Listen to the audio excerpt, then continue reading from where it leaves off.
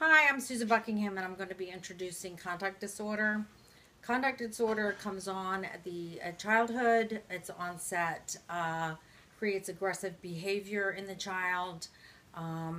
According to the DSM, it's brought on generally by the lack of attachment, or it's brought in by neglect or abuse. It can be brought on in early adolescence. An adolescent will start experiencing problems at school, suspensions, being expelled for aggressive behavior. Conduct disorder children generally have a lack of empathy and sympathy for their siblings and their peers alike. Today we're going to be visiting with Mrs. Smith. Ms. Smith is an ongoing client, and her child has been experiencing a conduct disorder since an early age. She and her husband divorced and found out that the child had been being abused. And so Claire has been experiencing some conduct disorder, and her grades and activities at school have suffered. So without further ado, we'll bring in Mrs. Smith. Hi, Mrs. Smith. It's good to see you again. Hi, nice to see you too. So we're here to talk about Claire again. I know that she's been acting out at school. I got that message from you. So kind of want to talk about a little bit about what's going on in her life and since the last time we talked. Well, there's been a lot of changes at home because my older daughter just moved out and went to college. Okay. And I think that probably triggered some of the new behaviors that we're seeing. She's been very angry, and recently when I went out to the grocery store, I came home and she had set fire to our cat, which of course was awful. Cat will be okay, but also she broke all the windows in her room and obviously was pretty upset about it, whatever was going on inside of her. But then when I asked her about it, she just didn't really care that she had hurt the cat and destroyed our property. Had she ever had this kind of behavior before?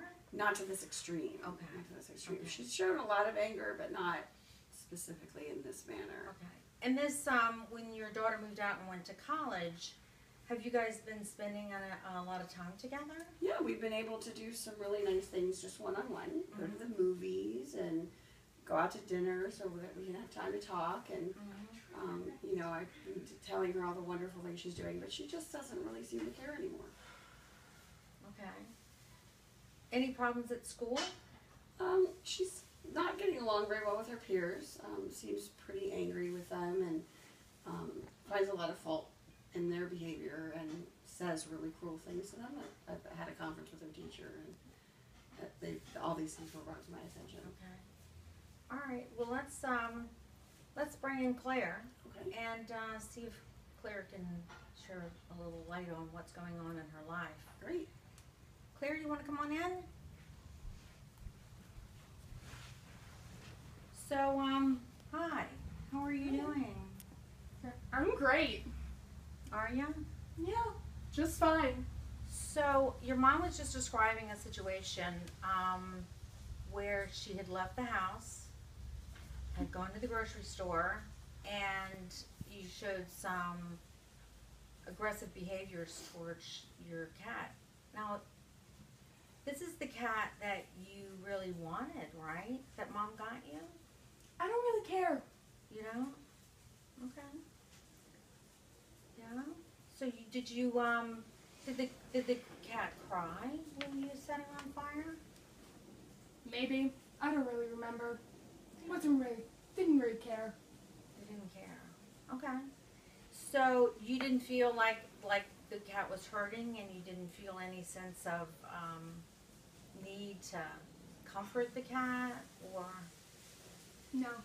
no? Okay. All right. This is very typical behavior of conduct disorder.